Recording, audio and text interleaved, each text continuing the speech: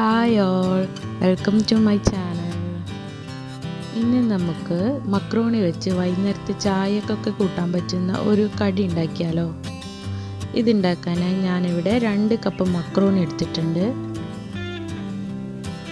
അത് നമുക്ക് ആവശ്യത്തിന് വെള്ളവും ഉപ്പും കുറച്ച് എണ്ണയും ചേർത്തൊന്ന് വേവിച്ചെടുക്കാം.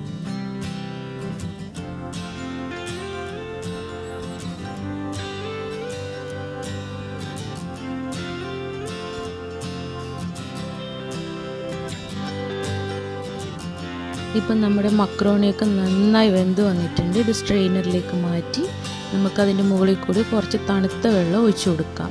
തമ്മിൽ ഒട്ടിപ്പിടിക്കാതിരിക്കാൻ വേണ്ടിയിട്ടാണ് ഇങ്ങനെ ചെയ്യുന്നത്. ഇത് കുറച്ചൊന്ന് ചൂടാറിയതിന് ശേഷം നമുക്ക് വേറൊരു പാത്രത്തിലേക്ക് മാറ്റിയിടാം. അതിലേക്ക് 3 ടേബിൾ സ്പൂൺ മൈദ, 3 ടേബിൾ സ്പൂൺ കോൺഫ്ലോർ,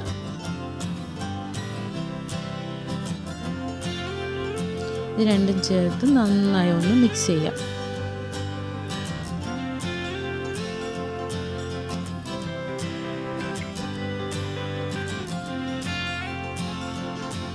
ഇനി ഒരു പാന് വെച്ച് അതിൽ എണ്ണ ചൂടായതിന് ശേഷം നമുക്ക് മക്രോണി ഇട്ട് ഫ്രൈ ചെയ്തെടുക്കാം. എണ്ണ നല്ല ഹൈ ഫ്ലെയിമിൽ തന്നെ വെച്ചാൽ മതി.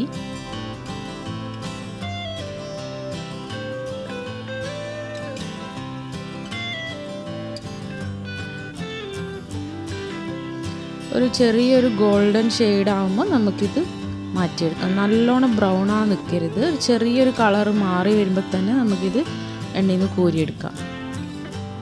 ബാക്കിയുള്ള മക്രോണി കൂടി നമുക്കിതുപോലെ ഫ്രൈ ചെയ്തെടുക്കാം.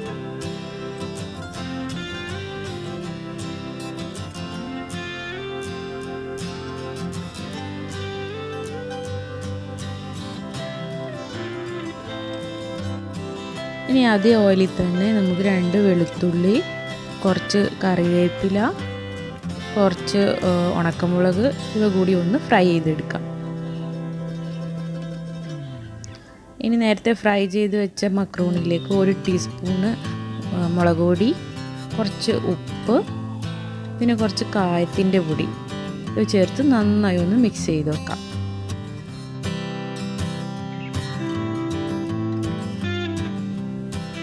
ഇനി നമ്മൾ നേരത്തെ ഫ്രൈ ചെയ്ത് വെച്ച വെളുത്തുള്ളിയും ചുവന്നമുളകും കറിവേപ്പിലയും കൂടി ഒന്ന് മിക്സ് ചെയ്യാം. കുട്ടികൾക്കൊക്കെ വളരെ ഇഷ്ടപ്പെടുന്ന ഒരു സ്നാക്കായിരിക്കും ഇത്. നല്ല ക്രിസ്പി ആയിട്ടുള്ള ഒരു മക്രോണി സ്നാക്കാണ്. എല്ലാവരും ഒന്ന് ട്രൈ ചെയ്യുക. Thank you for watching.